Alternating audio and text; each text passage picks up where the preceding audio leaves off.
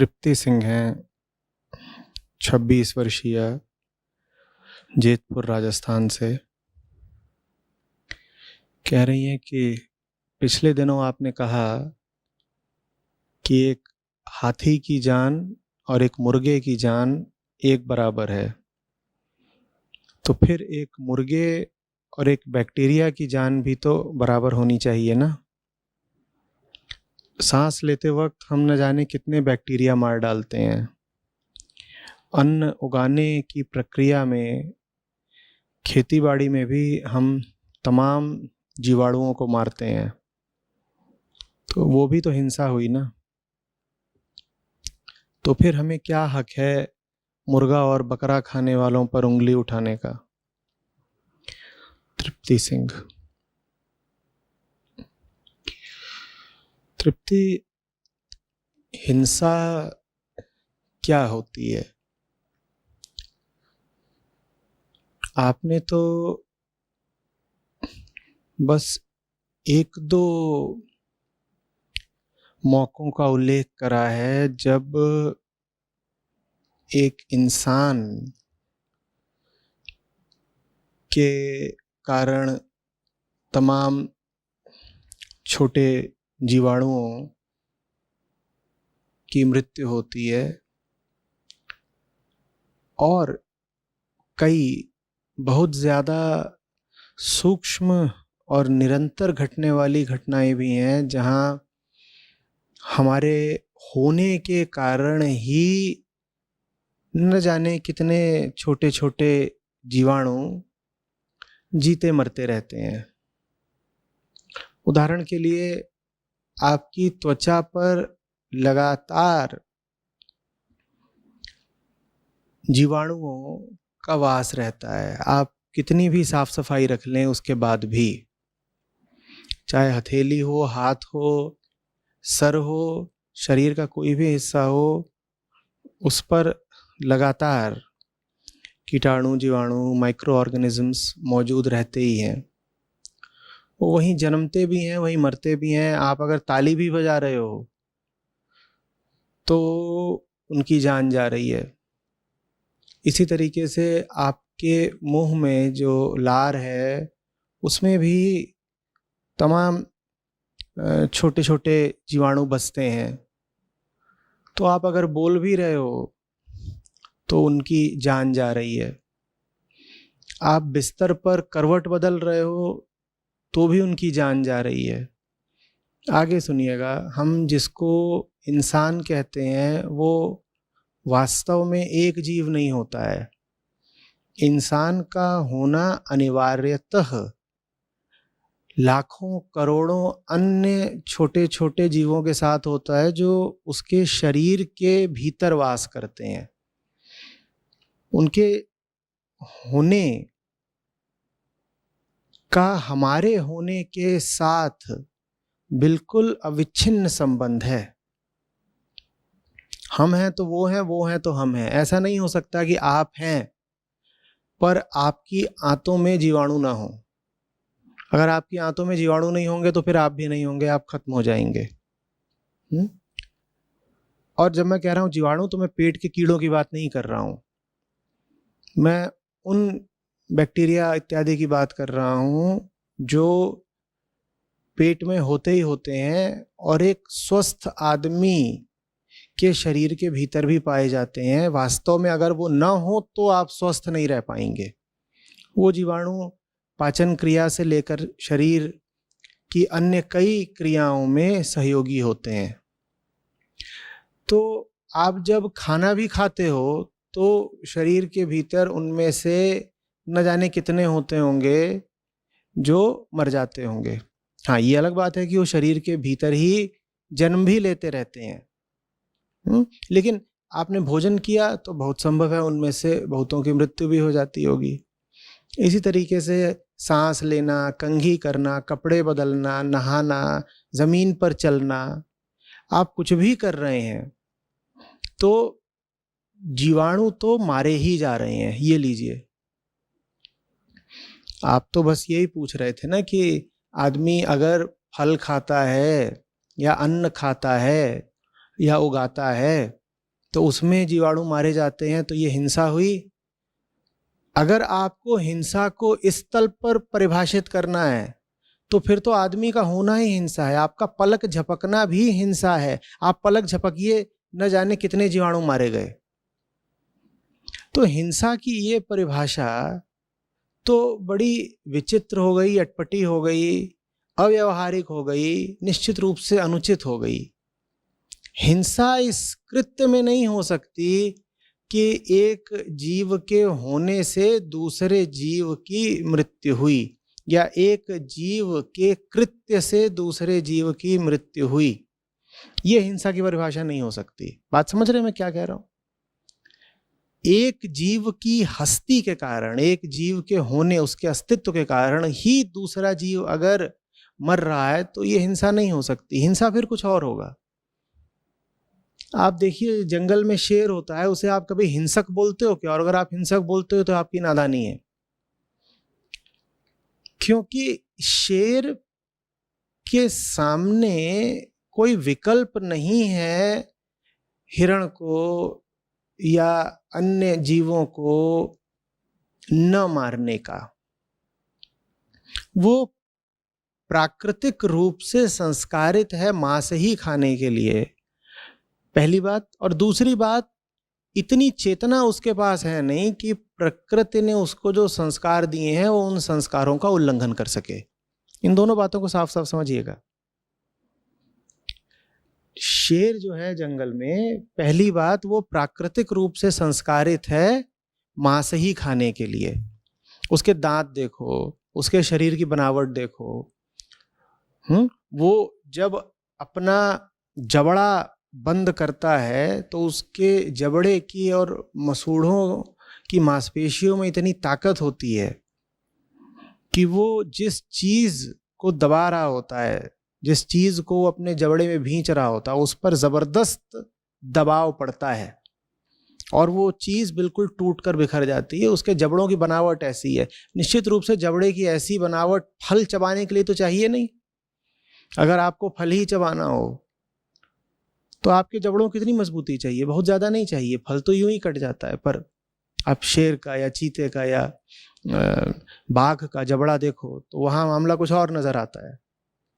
इसी तरीके से उसके पंजे देखो, उसके दांत देखो और उसकी आंतें देखो, उसकी पूरी पाचन व्यवस्था देखो। उसकी पूरी पाचन व्यवस्था ऐसी है कि उसमें बहुत उच्च तीव्रता के, बहुत उच्च शक्ति के रस उत्सर्जित होते हैं ताकि वो मांस को पचा सके।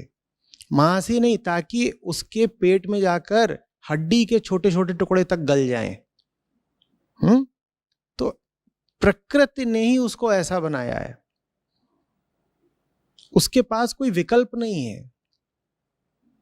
तुम उसे फल खिलाओगे, घास खिलाओगे, वो खा ही नहीं पाएगा। कितना भी भूखा होगा वो खा ही नहीं सकता। उसको अंततः भूख के कारण जान देनी पड़ेगी, पर वो फल, सब्जी या घास नहीं खा पाएगा।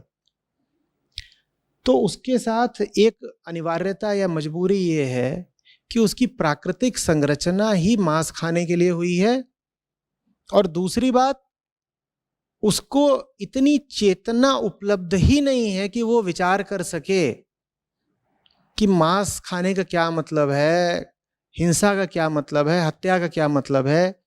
इतनी चेतना, विचार की इतनी शक्ति शेर, चीते, बाघ, तेंदुए के पास है ही नहीं। मगरमच्छ क्या सोच सकता है कि मैं कौन हूं, ये मछलियां कौन है, मेरा समस्त प्रकृति से नाता क्या है, मेरी असली पहचान क्या, हत्या करनी चाहिए नहीं करनी चाहिए। विचार के लिए, ध्यान के लिए जो चेतना चाहिए वो इन पशुओं को उपलब्ध नहीं है। इसीलिए हम कभी नहीं कहते, अगर हम शब्दों का सही इस्तेमाल करें, अगर हम शब्दों का आध्यात्मिक अर्थों में सटीक प्रयोग करें, तो हम कभी नहीं कहते कि शेर हिंसा कर रहा है। तुमने कभी कहते सुना है किसी को कि ये बाघ बड़ा पापी है, उम्र भर इसने सिर्फ खून बहाया है, इसे सब जानवरों की बद्दुआ लगेगी, ये नरक में सड़ेगा? ऐसा कभी कहीं लिखा है, पढ़ा है, सुना है? बोलो, क्यों नहीं? क्योंकि हिंसा सिर्फ मारने से नहीं होती है। हिंसा मारने में नहीं है।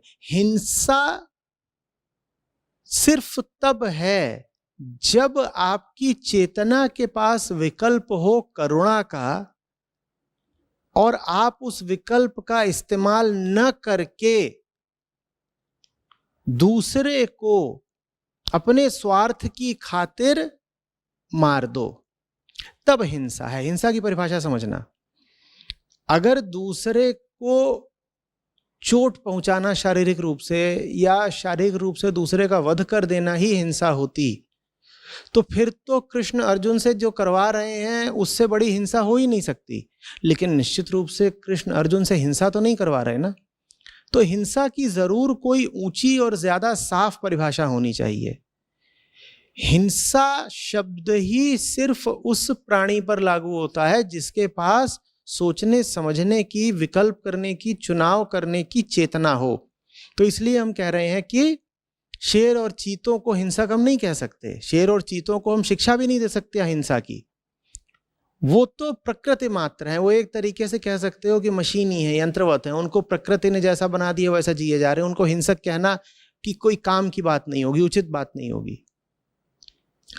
आदमी के पास विकल्प है कि वो सोचे समझे विचार करे। आदमी को ताकत है कि वो अपने भीतर प्रेम का पक्ष ले, करुणा का पक्ष ले, या फिर स्वार्थ का और भोग का पक्ष ले। तो आदमी अकेला है जिस पर हिंसा का अभियोग लगाया जा सकता है, जानवरों पर नहीं लगाया जा सकता। ये बात समझ में आ रही है? आदमी अकेला है जिसको हिंसक कहा जा सकता है। हम अक्सर कह देते हैं एक हिंसक शेर, या अजगर को हिंसक बोल दिया, किसी भी चीज को हिंसक बोल दिया। लेकिन अगर हम ऐसे कहते हैं तो हम गलत कह रहे हैं। वो हिंसक नहीं है, वो तो बस वैसे हैं जैसा उनको प्रकृति ने बना दिया है। आदमी ही है सिर्फ पूरी प्रकृति में जो हिंसक भी हो सकता है और अहिंसक भी हो सकता है। क्यों? क्योंकि आदमी ही है अकेला जिसके पास ऐसी चेतना है जो विचार कर सकती है, ध्यान कर सकती है और ऊंचे तल के निर्णय कर सकती है। ऊंचे तल के निर्णय कौन से होते हैं? निचला निर्णय वो जिसमें तुम सिर्फ अपने देह के सुख का ख्याल करते हो। ये निचले तल का निर्णय है कि भाई मेरा सीमित काम चलता रहे, मुझे सुख मिलता रहे, मैं कुछ खा लूं, मैं कुछ भोग लूं, मेरी जिंदगी अच्छी चलती रहे, मुझे दुनिया से मतलब क्या। और मेरे सुख के, मेरे भोग की खातिर अगर किसी को जान गंवानी पड़े तो कोई बात नहीं। ये होते हैं निम्न कोटि के निर्णय। ऊंचे निर्णय कौन से होते हैं? ऊंची चेतना कौन सी होती है? जो कहती है कि अपनी ही सोचना ही तो अहंकार है ना, और अहंकार ही मेरे सब दुखों का कारण है और दुनिया के सब दुखों का कारण है। तो अपनी ही नहीं सोचनी है। अपना पेट इतना महत्वपूर्ण नहीं हो गया कि अपने पेट की खातिर या अपने जबान की स्वाद की खातिर मैं किसी की हत्या ही कर डालूं। ये ऊंची कोटि की चेतना होती है। इंसान के पास विकल्प है कि वो निचली चेतना रखे या ऊंची चेतना रखे। जो इंसान निचले स्तर की चेतना रखे वो हिंसक कहलाएगा निश्चित, और जो इंसान ऊंची कोटि की चेतना रखे वो अहिंसक होगा। तो हिंसक या अहिंसक कहलाने के लिए सर्वप्रथम आपके पास विकल्प होना चाहिए मारने या न मारने का। ठीक? जिनके पास विकल्प ही नहीं है उन पर हम हिंसा का इल्जाम नहीं लगा सकते। तो जैसे हम शेर चीतों पर इल्जाम नहीं लगा सकते कि तुमने हिरण को क्यों मारा, वैसे ही हम आदमी पर इल्जाम नहीं लगा सकते कि तुमने सांस लेकर के बैक्टीरिया क्यों मारा। क्यों नहीं लगा सकते इल्जाम? क्योंकि आपके पास विकल्प ही नहीं है। या तो आप ये कह दो कि आप जियोगे ही नहीं, लेकिन अगर जियोगे तो सांस लोगे, सांस लोगे तो बैक्टीरिया मरेगा। यहां आपके पास विकल्प की सुविधा उपलब्धि नहीं है, तो इसीलिए यह कृत्य हिंसा का नहीं हुआ।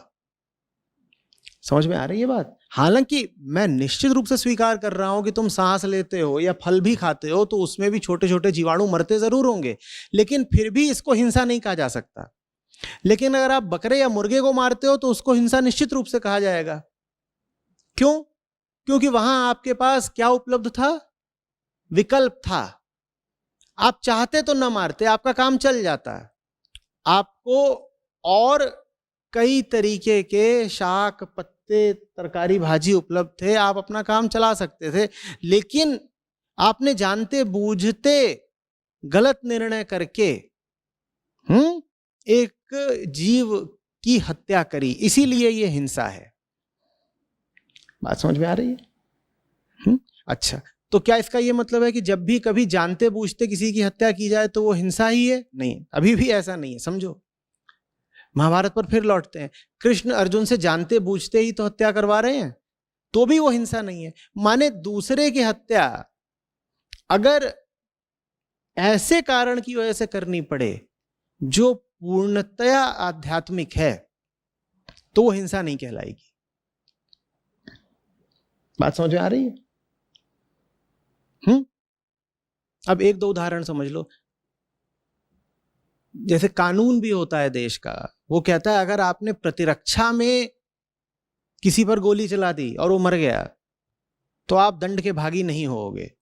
कोई आपको मारने चला आ रहा था और सिर्फ अपनी रक्षा के लिए आपने उस पर गोली चला दी तो आप दंड के भागी नहीं होगे, क्योंकि आपके पास अब कोई विकल्प ही नहीं था और देह को बचाने का अधिकार है आपके पास। तो दूसरे की हत्या करना भी हमेशा हिंसा नहीं होता। दूसरे की हत्या करना और दूसरे की हत्या करना अपने सीमित स्वार्थ के लिए, तब जबकि प्रेम और करुणा का रास्ता खुला हुआ था, वो कहलाता है हिंसा। बात समझ में आ रही है? इसी तरीके से आप किसी बहुत ऊंची चीज की रक्षा कर रहे हो, सीमा पर एक सैनिक, एक प्रहरी है, वो देश के उच्चतम आदर्शों की रक्षा कर रहा है, कल्पना करो।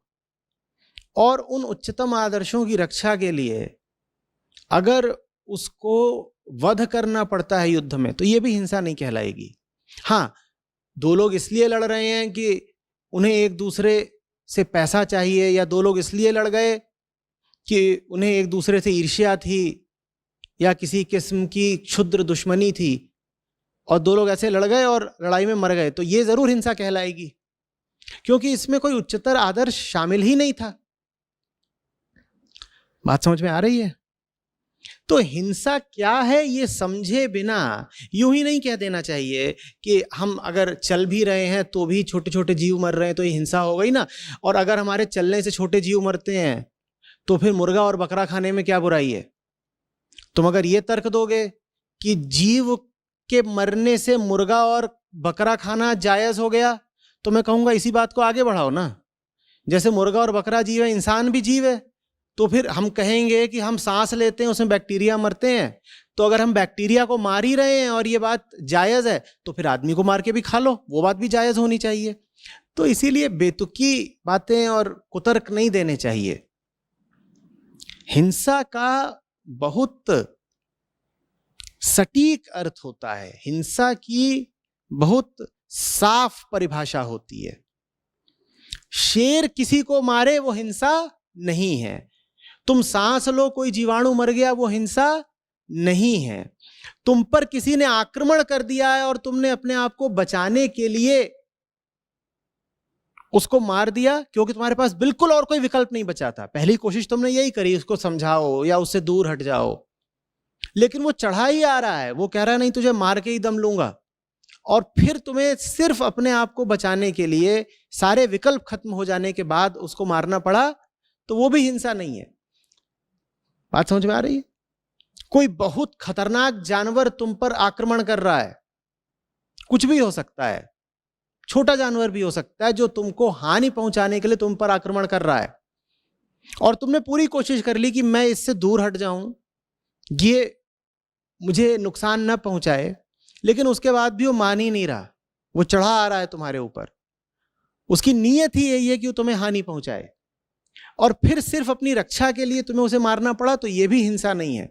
लेकिन पहले तुमने कोशिश पूरी कर ली कि इसे मारना ना पड़े किसी तरीके से, या पीछे हट जाए या मैं दूर हट जाऊं, लेकिन तुम्हारे सारे विकल्प खत्म हो गए, फिर मात्र आत्मरक्षा के लिए तुम्हें उसको मारना पड़ा, तो ये भी हिंसा नहीं है। हिंसा सिर्फ कब है? हिंसा सिर्फ तब है जब तुम्हारे पास दूसरे को बचाने का व्यवहारिक विकल्प उपलब्ध था, लेकिन फिर भी तुमने अपने क्षुद्र स्वार्थ की खातिर उसे कष्ट पहुंचाया या उसे मार दिया, तब हिंसा है। विकल्प होना चाहिए ना। अगर विकल्प ही नहीं है दूसरे को बचाने का, तो फिर तुम पर इल्जाम कैसे लगाया जा सकता है कि तुमने कुछ गलत किया? भाई, जब आप किसी पे आरोप लगाते हो तूने कुछ गलत किया, तो उसमें यह बात निहित होती है ना कि सही करने का विकल्प तेरे पास था, लेकिन तूने उस विकल्प का इस्तेमाल नहीं किया, तभी तो इल्जाम लगा सकते हो ना। अगर किसी के पास जो हो रहा है उसके अलावा कुछ और करने की सुविधा या आजादी या विकल्प ही ना हो, तो उस पर कोई इल्जाम लगाना बड़ी बेतुकी बात होगी ना। इसी तरीके से अगर आपको जिंदा रहना है तो सिर्फ जिंदा रहने के लिए ही आप कुछ तो खाओगे, और निश्चित सी बात है आप जो कुछ भी खा रहे हो, आप चाहे केला खाओ, आम खाओ, सब्जी भाजी खाओ, उसमें भी कहीं ना कोई छोटा मोटा जीवाणु मर रहा है, लेकिन उसको नहीं हिंसा कहेंगे। नहीं उसकी तुलना बकरा मुर्गा खाने से करी जा सकती है। हालांकि यह सच है कि मृत्यु वहां भी हो रही है, पर वो जो मृत्यु हो रही है वो बचाई नहीं जा सकती थी। वो एक तरीके से अनिवार्यता है आपके अस्तित्वमान रहने की। फिर अगर आपको वो मृत्यु बचानी है तो एक ही विकल्प है, आप शरीर त्याग कर दो, क्योंकि वो जो जीव मर रहा है वो तो मर ही इसीलिए रहा है क्योंकि आपके पास शरीर है। फिर अगर आप वो मृत्यु बचाना चाहते हो तो आपको शरीर त्याग करना पड़ेगा। और भारत में ऐसे भी करुण लोग हुए हैं जिन्होंने ये मार्ग भी अपनाया है। अगर तुम जैन दर्शन को देखो तो जो बात मैंने अभी कही, जैन दर्शन इसके काफी निकट आ जाता है। वो कहता है दूसरे को बचाना है, और दूसरे को बचाने के लिए अगर अपने शरीर को बड़े से बड़ा कष्ट भी देना पड़े तो तुम जरूर दो। और ये बात बहुत ऊंची है, बहुत सुंदर है, लेकिन ये बात भी कहीं ना कहीं जाकर के रुक जाती है। अंततः बड़े से बड़ा जैन मुनि भी जब सांस लेता है या जमीन पर चलता है तो अपनी पूरी कोशिश और अपनी पूरी करुणा और अपनी पूरी अहिंसा के बाद भी कुछ तो छोटे मोटे जीव होते हैं जो उसके माध्यम से भी मरते हैं। तो अगर आपको शून्य हिंसा ही करनी, अगर आपको कहना है कि नहीं मेरे माध्यम से शून्य ही जीवाणु मरने चाहिए, तो फिर तो एक ही विकल्प है, शरीर त्याग दो। वो बात चलेगी नहीं। इसीलिए हिंसा की सही परिभाषा जाननी जरूरी है। दोहराइए, हिंसा क्या? हिंसा तब है जब किसी को बचाने का विकल्प है, लेकिन आपने अपने संकीर्ण स्वार्थ के चलते उसको बचाया नहीं, आपने उसको कष्ट दिया या आपने उसको मार दिया, तब हिंसा है। बचाने का विकल्प ही ना हो तो हिंसा नहीं है। ये बात समझ में आ रही है आपको? इसीलिए इतिहास में शुरू से लेके आज तक किसी ने नहीं कहा कि अगर आप पेड़ की पत्ती खा रहे हो या अन्न खा रहे हो तो यह हिंसा है, क्योंकि इतनी समझदारी सब में थी कि भाई अगर अपना शरीर चलाए रखना है तो कुछ तो खाना पड़ेगा ना, तो वो खाओ जिसको खाने में कम से कम चेतना का ह्रास होता हो। तो पेड़ की पत्ती खा लो, अन्न खा लो, शाक खा लो, फल खा लो। इनमें भी ऐसा जरूर होता है कि आप अगर गेहूं उगाते हो, चावल उगाते हो, तो फिर उसमें जो उसका पौधा है वो कटता है, तो है वो भी एक तरह की हिंसा ही। पर वो हिंसा वो है जो न्यूनतम अनिवार्य हिंसा है, आपके अस्तित्व को बचाए रखने के लिए आवश्यक। इसीलिए उसे हिंसा कहा भी नहीं जाना चाहिए, वो हिंसा नहीं है। अगर उतना भी नहीं करोगे तो जियोगे नहीं। लेकिन अगर आप कहोगे कि साहब मैं बकरा नहीं खाऊंगा तो जीऊंगा नहीं, तो आप झूठ बोल रहे हो और मक्कार हो। बकरा आप जीने के लिए नहीं खाते, मुर्गा तो निश्चित रूप से आप जीने के लिए नहीं खाते। हाँ, मुर्गा कई बार आप पीने के लिए जरूर खाते हो। जब बोतल खुलती है तो उसके साथ मुर्गा अनिवार्य हो जाता है। तो कोई कहे कि नहीं मुर्गा नहीं खाएंगे तो जिएंगे कैसे, तो झूठी बात है। अब यहाँ पे कुतर्की खड़े हो जाएंगे, कहेंगे साहब उनका क्या, जो साइबेरिया में रहते हैं, वो साइबेरिया वाला आए सामने और बात करे तो मैं उसको जवाब दे दूंगा। अभी जो सवाल करा है वो किसी खालिस हिंदुस्तानी ने करा है, तो आप अपनी बात करिए, आपका साइबेरिया से क्या नाता। ठंडी जगहों का अगर नाम लें तो आप तो कभी हिमालय की चोटी भी ना गए होंगे, तिब्बत भी ना गए होंगे उत्तर में, साइबेरिया तो बहुत सुदूर उत्तर में हो गया।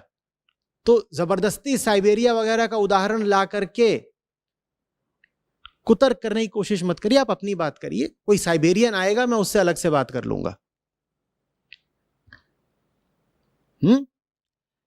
आप अगर किसी प्राणी की जान तब ले रहे हो जब उसकी जान लिए बिना भी आप जी सकते थे, तो ये हिंसा है। आप किसी प्राणी की जान तब ले रहे हो जब वो आपको नुकसान पहुंचाने नहीं आ रहा, तो ये हिंसा है। या तो आप ये सिद्ध कर दो कि आप जिस मुर्गे को या बकरे को काट के खा रहे हो वो आपके खून का प्यासा था, इसलिए आपने उसको मार दिया, तो मैं कहूंगा बिल्कुल ठीक किया। भाई आपके ऊपर चढ़ा आ रहा था बकरा, अपने 3-3 फुट लंबे दांत लेकर के, और अपने पैने पंजों से आपकी गर्दन पर वो आक्रमण कर रहा था। और बकरे तो होते ही है मांसाहारी, जैसा हम जानते हैं, और बकरे तो खास तौर पर इंसानों को मारकर काट कर खाना पसंद करते हैं। तो बकरे ने आप पर इतना जबरदस्त आक्रमण किया, तो अपनी आत्मरक्षा में आपने बकरे को मार दिया, चलिए कोई बात नहीं, ये हिंसा नहीं हुई। या तो आप ये साबित कर दीजिए कि ऐसा है। तुम अपनी जबान के स्वाद की खातिर अरबों पशुओं को रोज मारते हो और उसके बाद इस तरीके के छिछोरे कुतर्क करते हो कि बकरे को मारा तो क्या हो गया। हम जब मुंह धोते हैं तो मुंह धोने में भी तो कई जानवर मर जाते हैं। जब हम माउथ वॉश का इस्तेमाल करते हैं तो वो भी तो कई बैक्टीरिया को मार देता है। उसमें तो लिखा ही होता है कि 99% जर्म से आपको मुक्ति दिला देगा। कोई पूछने आया था कि ये कोरोना के खिलाफ जो वैक्सीन बन रही है, अभी तो हिंसा हुई ना, क्या कोरोना को जीने का हक नहीं है? इस तरह के कुतर्की। और वो ये बात क्यों बोल रहा है कि कोरोना को जीने का हक नहीं है? क्योंकि उसको मटन बिरयानी बहुत पसंद है। तो किसी भी हाल में इस बात को जायज ठहराना चाहता है कि साहब मटन बिरयानी तो मैं खाऊंगा ही खाऊंगा। और मटन को जायज ठहराने के लिए, मुर्गे के खून को, बकरे के कत्ल को जायज ठहराने के लिए वो कह रहा है कि कोरोना को भी तो जीने का हक है ना। अरे भैया, कोरोना अगर जाकर के कहीं जंगल में जिए तो उसे पूरा हक है जीने का। कौन कह रहा है कि उसे नहीं जीना चाहिए? और अगर कोरोना जंगल में होता तो कौन उसके खिलाफ वैक्सीन इजाद करने जाता? लेकिन कोरोना अगर आपके ऊपर चढ़ा आ रहा है और आपके प्राण ले रहा है, तो फिर उसको मारना हिंसा नहीं कहलाएगा, क्योंकि वो आपके ऊपर चढ़ा आ रहा है। आपने उसका कुछ नहीं बिगाड़ा, लेकिन वो आपका बिगाड़ना चाहता है। अब आप अपनी आत्मरक्षा में उसको मार रहे हो, तो ये हिंसा नहीं कहलाएगी। लेकिन कुतर्कियों की कोई कमी नहीं है। वो आएंगे, कहेंगे देखिए आप अगर फल खाते हो तो वो भी हिंसा है। क्या पेड़ पौधों में जान नहीं होती? और जहां वो कहेंगे पेड़ पौधों में जान नहीं होती, उसके बाद वो तुरंत जाएंगे और एक भैंसा मार के खा जाएंगे। कहेंगे देखो तुम सेब खा रहे हो, हम भैंसा खा रहे हैं, बिल्कुल एक ही तो बात है। अगर सेब बराबर भैंसा तो फिर भैंसा बराबर इंसान, तो फिर तो इंसान को मार के खाना भी जायज हुआ ना। इंसान को मार के क्यों नहीं खाते? तो ये सब बातें मत करिए। जहां मारने की जरूरत नहीं वहां मत मारिए। बात बहुत सीधी साधी है। दूसरे की जान लिए बिना, दूसरे को दुख पहुंचाए बिना अगर आप जी सकते हो तो जियो। सीधी सच्ची बात है। इसी का नाम अहिंसा है।